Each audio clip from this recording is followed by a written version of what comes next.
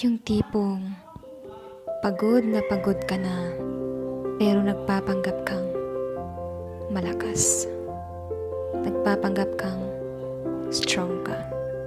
Normal lang na mararamdaman natin ang pagiging malakas at mahina sa iba't ibang pagkakataon. Ang buhay ay puno ng pagsubok at hamon. At normal lang na may mga panahong pakiramdam natin na hindi na natin kaya. Ngunit pakatatandaan na ito ay pansamantala lang.